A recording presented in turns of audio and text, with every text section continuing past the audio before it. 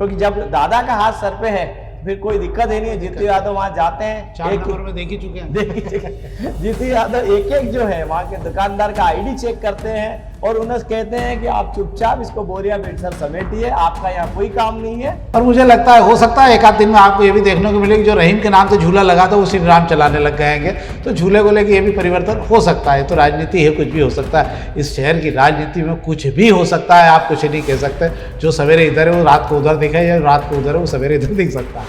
मुंबई के बाद में एयरपोर्ट पे यात्री की पेंट में चूहा घुस गया। ये क्या है, हवाई यात्रा के लिए आया था चूहा, आया कैसे वहाँ? वैसे ये इंदौर एयरपोर्ट ना होकर इंदौर का बड़ा अस्पताल हो गया, एमवाई अस्पताल हो गया है कि यात्री यहाँ पर अपनी फ्लाइट के इंतजार में बैठता है, थोड़ा सुस्ताता है और उसको पता चलता है उसकी पेंट में चूहा घुस जाता है। मतलब एयरपोर्ट पे भी सुरक्षित महसूस नहीं कर पा रहे हैं।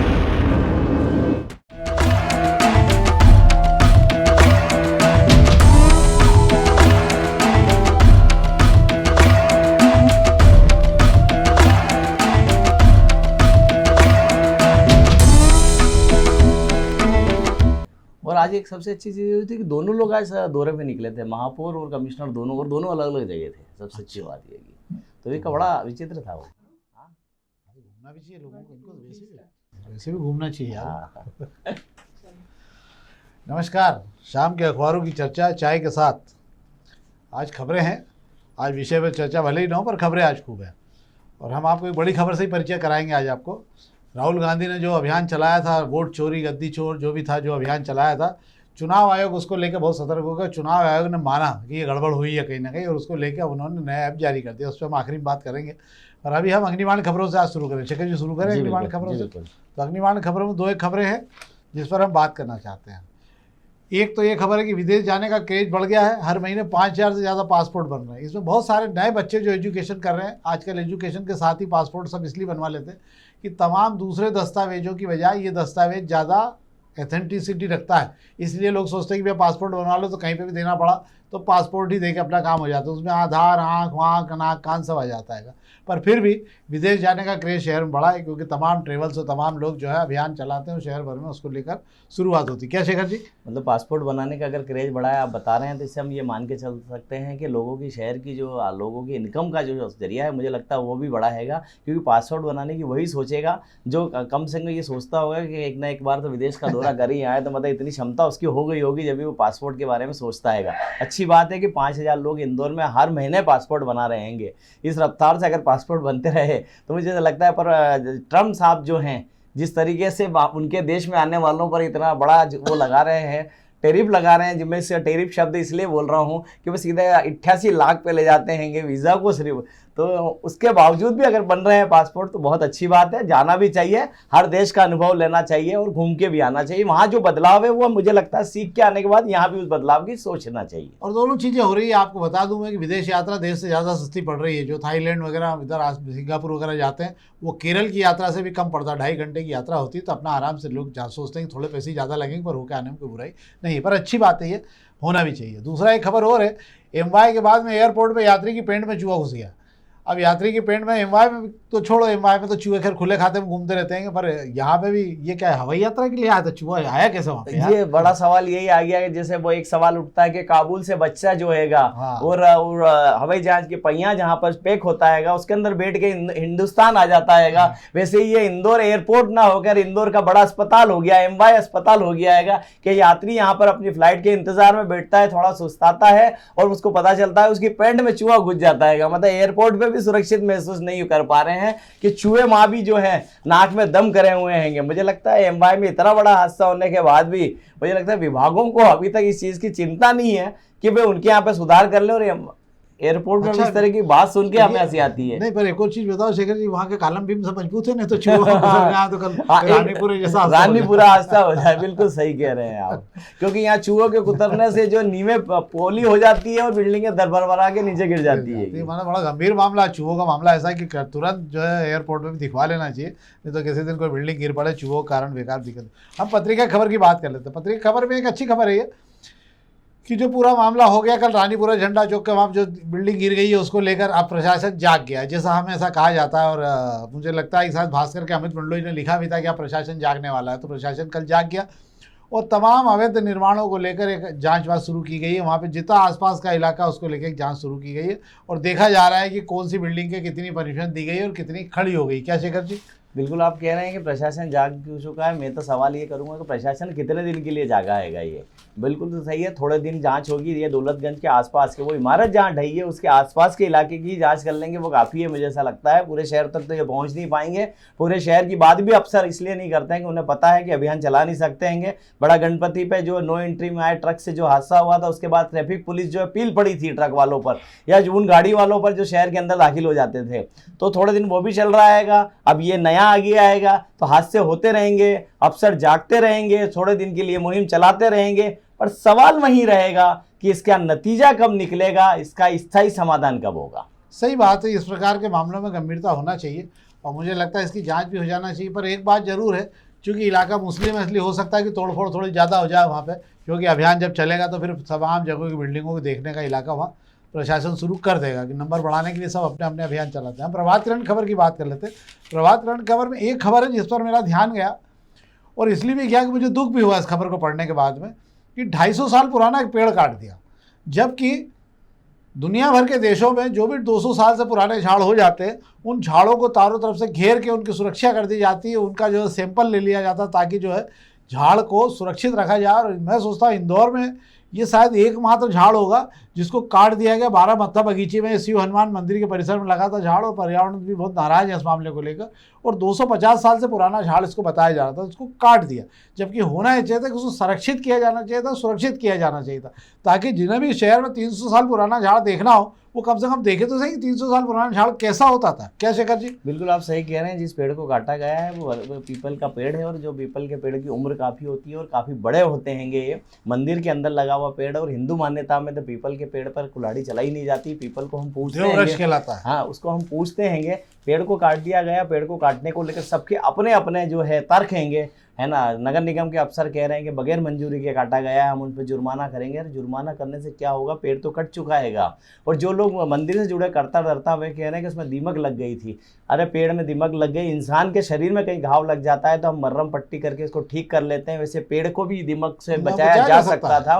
पर आपके मन का भाव होना चाहिए, आपकी करने की इच्छा होनी चाहिए। मतलब कहीं ना कहीं ऐसा लगता है कि पेड़ को लेकर हम तमाम जो बातें करते हैं, हम एक पेड़ माँ के नाम बगिया, वो तमाम तरह जगह जगह पौधे लगा के जो ढिंढोरा पीटते हैं या ढोसला करते हैं, उन लोगों को समझना होगा कि जो लोग इस तरीके की पेड़ काटने की हिमाकत कर पा रहे हैं उन पर कड़ी कार्रवाई होना चाहिए, ताकि अगली बार कोई कुल्हाड़ी चलाने से पहले सोचे। जरूर, क्योंकि ये सबसे पुराना झाड़ था। विषय होना चाहिए कि इतने पुराने झाड़ पर आपने कुल्हाड़ी चलाई कैसे। ये मामला जो है गंभीर भी है। अब हम दोपहरी खबरों की बात कर लेना। दोपहरी खबर पे एक खबर पे मैं आप पहले पेज की खबर की बात कर ले रहा हूँ और ये खबर जो है बहुत बड़ी खबर है अपने आप में। ये राहुल गांधी जी जो वोट चोर गद्दी छोड़ का नारा जो दे रहे थे उसको लेकर जो है अब चुनाव आयोग जागा है और चुनाव आयोग ने जो है एक नई व्यवस्था लगा दी, एक नया ऐप जोड़ दिया है। अब उसके कारण जो दूसरे मोबाइल नंबरों से जो किसी के वोटर लिस्ट से नाम हटा लेते थे, जिसको ले कहा गया था कि सवेरे 3 बजे 4 नाम हटा के लोग गायब हो जाते थे, उसमें कर्नाटक सीआईडी ने एक तो ये पाया कि जो 100 सिम फर्जी ली गई थी, फर्जी नामों से ली गई थी, उससे ये नाम जो है एक विधानसभा में काटे जा रहे थे। एक मामला तो ये ट्रेस आउट हुआ कि 100 फर्जी सिम, हालांकि चुनाव आयोग ने इस मामले में अभी कोई जानकारी नहीं दी है, पर चुनाव आयोग ने जो है ऐप बनाया है और ये ऐप कहलाएगा, इसको जो है ई साइन ऐप कहलाएगा। ई साइन फीचर चालू किया, एक नया फीचर ई साइन फीचर चालू किया है। इसमें फॉर्म नंबर 6, 7, 8 और 16 नंबर फॉर्म जो भरते हो आप, अब वो आपके आधार कार्ड से लिंक होने के बाद ही भराएगा फॉर्म और उसमें ई सिग्नेचर लगेगी आपकी, तो आपका नंबर ट्रेस आउट होगा। उस मोबाइल नंबर पे आपको बाकायदा मैसेज आएगा। किसी और नंबर से किसी और का जो है चुनाव आप मतदान पत्र से उसका नाम नहीं हटा पाएंगे और अगर कहीं होगा तो तत्काल आपको दूसरे मोबाइल पे मैसेज आएगा कि यहाँ पे ऐसा ऐसा ही इस नंबर से किया जा रहा है। तो आप अब वो संभव नहीं हो पाएगा। एक चुनाव आयोग ने इस बार एक बड़ा मामला किया। राहुल गांधी की शिकायत के बाद केचुआ जाग गया, मतलब केचुआ से मतलब केंद्रीय चुनाव आयोग जो है जाग गया है। एक खबर ये है, आज एक बार फिर भूचाल आया बाजार में जबरदस्त तरीके से। बाजार खुलते 300-350 अंक की गिरावट के साथ शुरू हुआ था आज और रुपया जो है वो बहुत तेज़ी से रसातल में जा रहा है। अब वो 88 से 90 रुपये पे जा रहा है। मुझे लगता है 2-4 दिन में 90 रुपये में भी चला जाए तो कोई आश्चर्य की बात नहीं होगी। सोना और चांदी ज़बरदस्त उछलते जा रहे हैं क्योंकि रुपया गिरता जा रहा है। इसलिए सोने और चांदी पे उछाल भी आ रहा है। सोना 1,15,000 पे पहुँच गया और चांदी 1,40,000 प्रति किलो पे पहुँच गई। ये अपने आप में बड़ा नया रिकॉर्ड कायम हो गया। ये दो खबरें थी जिस पर हमने आपसे बात की। एक खबर जिस पर मैं बात करना चाहता हूँ, ये खबर है दोपहर में, और हम आपको, आप चाहें तो इसी कार्यक्रम में हम आपको दोपहर की लिंक भी देते हैं, तो आप चाहें तो उसके अंदर पूरा अखबार विधिवत पढ़ सकते हैं, तो सारी खबरों को विस्तार से भी आप जान पाएंगे, जो दूसरे अखबार में भी इसमें भी होगी। वो 3,000 मकान जो है, जो एक नगर निगम की अपनी जानकारी है कि नाले के किनारे जहाँ जहाँ भी कान नदी होती हुई गई है, रामबाग वगैरह सबसे, नाले के किनारे जगह घेर के कालम बीम खड़े करके 3,000 से ज़्यादा निर्माण ऐसे हो चुके हैं जिन पर कोई कार्रवाई हो नहीं रही, और ये सब कालम बीम के भरोसे खड़े हैं। समझ नहीं आ रहा है चूहा केवल वहीं कैसे घुस गया, बाकी जगह भी चूहे जा सकते हैं, पर अभी इसको लेके कोई कार्रवाई का अभियान शुरू नहीं हुआ। क्या शेखर जी? बिल्कुल आप सही कह रहे हैं। नाले किनारे बात की जा रही थी कि रानीपुरा का जो मकान गिरा है, उसकी जो बीम जो है उसमें तलघर में पानी भरने से कमजोर हो चुके थे और चूहों ने भी बीम के आसपास की मिट्टी को कुदेर दिया था, इस वजह से वो बिल्डिंग भरभरा के गिर गई। अगर यही वजह सही है, अगर नगर निगम मानता है या जिला प्रशासन मानता है कि यह सही वजह है, तो जो नाले और नदी किनारे 3,000 से जो ज़्यादा मकान हैं जो बरसों से खड़े हैंगे, उनके वहाँ भी नदी किनारे तो चूहे आसानी से बिल बना कर रह रहे हैं, वहाँ पानी की कोई दिक्कत नहीं है, पिल्लर जो हैं ऑलरेडी पानी में दबे हुए हैं। तो ऐसे में बड़ी हादसा कभी भी हो सकता है। पिछले दिनों नए कमिश्नर जो है नगर निगम के, दिलीप कुमार यादव, दौरा करने भेजे थे। उन्होंने जो है खातीपुरा में जो नाले किनारे मकान बने हुए हैं उनको जो है वहाँ से हटाकर सुरक्षा के लिहाज से फ्लैटों में शिफ्ट करने के लिए कहा था। तो मुझे लगता है कि हर बार बात होती है नदी किनारे का हिस्सा जो आप संवारने की बात कहते हैं, तो वहाँ पर ये जो मकान आ रहे हैं इनका भविष्य क्या हैगा, इसकी भी एक बार जाँच करा ली जाए। यहाँ भी काफ़ी तलगर है और यहाँ भी चूहे होंगे, जब नदी किनारे हैं तो चूहे यहाँ भी होंगे। और पिल्लर जो है यहाँ भी बरसों पुराने हैं जो मुझे लगता है जर्जर हो चुके हैं। कभी नए हादसे का इंतजार ना करिए और सबसे पहले इसकी जाँच करा लीजिए। दूसरे एक और चीज़ है, ग्रीन ट्रिब्यूनल पहले भी इस मामले में आदेश दे चुका है कि नदी किनारे जो भी अवैध निर्माण अवैध तरीके से किए गए इनको हटाया जाना चाहिए। नगर निगम समझ में नहीं आता कि ये फाइल दबा के क्यों बैठा हुआ है, जबकि ये मामला सबसे ज़्यादा गंभीर हो गया है। अब अगर चूहों का मामला है तो बहुत गंभीर हो गया है मामला। तो ये तो थी अखबारी खबरें। आज से 14 जो शहर के चौराहे हैं उन पर पूरी तरह से ट्रकों पर बैन लगा दिया गया और वहाँ पर व्यवस्था कर दी है, अगर वहाँ से ट्रक निकले तो भारी जुर्माने के साथ में ट्रक को निकलने को मिलेगा और उसका ट्रक भी जब्त हो जाए तो कोई आश्चर्य की बात नहीं होगी। ये तो खबरें थी, जो अखबारी खबरें थी जिस पर हमने आपसे बात की। कोई राजनीतिक खबरों में आज हम आपको एक बड़ा ही रोचक और जो है खुलासे वाला विषय बताना चाह रहे हैं। हालांकि कल सुर्खियों में आ चुका था वो मां कनकेश्वरी मैदान पर जो गरबे हो रहे हैं विधायक रमेश मेंदोला के।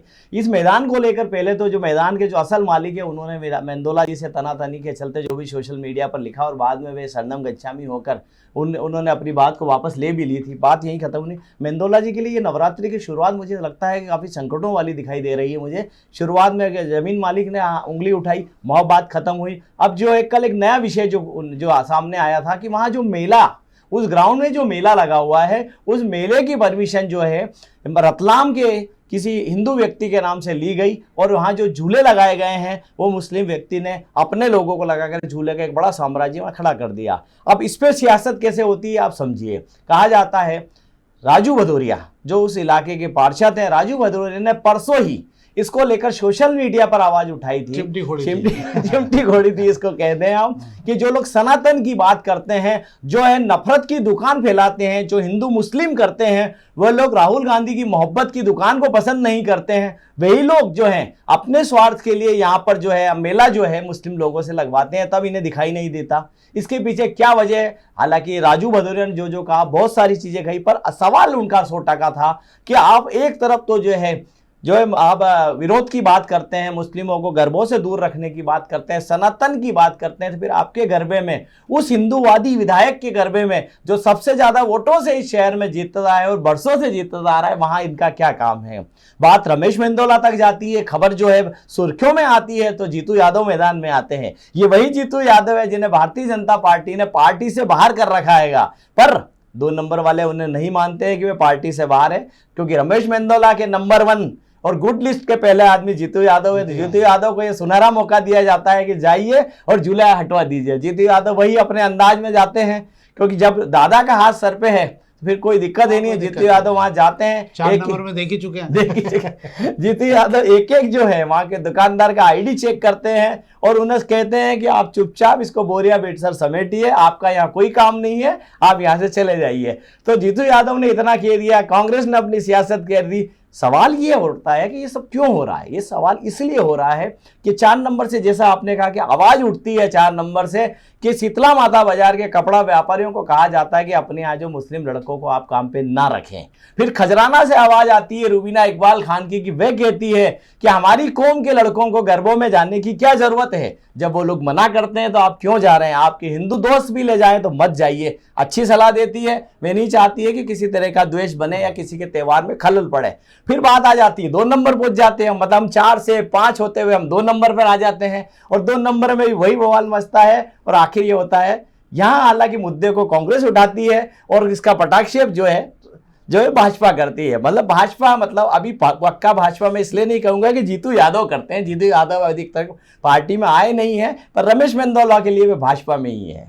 अच्छा, पर इसमें आसार की बात ये रही कि वो झूले फिर हुआ क्या, हटे हैं या किसी और के नाम से चल रहे हैं? झूले हटना शुरू हो गए हैं क्योंकि वजह यह है कि दादा के आप जो है झूठ बोल के आप वहां टिक नहीं पाओगे। हालांकि इस बीच सुर्खियों में एक और खबरें आ रही है कि जिस व्यक्ति के वहां झूले लगे हुए हैं और भी भाजपा नेताओं के यहाँ उसके झूले लगे हुए हैं और उसे जो संरक्षण मिला हुआ है वो भी भाजपा नेताओं का ही मिला हुआ है। पर मुझे लगता है हो सकता है एक आध दिन में आपको ये भी देखने को मिलेगा, जो रहीम के नाम से झूला लगा था वो श्री राम चलाने लग गएंगे, तो झूले को लेकर ये भी परिवर्तन हो सकता है। तो राजनीति है, कुछ भी हो सकता है। इस शहर की राजनीति में कुछ भी हो सकता है, आप कुछ नहीं कह सकते। जो सवेरे इधर है वो रात को उधर दिखे, या रात को उधर है वो सवेरे इधर दिख सकता है। तो ये तो थी राजनीतिक खबर जिस पर हमने आपका ध्यान चाहा। हम चाहेंगे आप इस कार्यक्रम को अपने मित्रों तक पहुंचाएं और अधिक से अधिक लोगों तक इसे पहुंचाएं ताकि हम उस कार्यक्रम को और बेहतर सुधार सकें। आपने कल भी सलाह दी थी, हम आपकी सलाह पर ध्यान देंगे। बहुत बहुत धन्यवाद।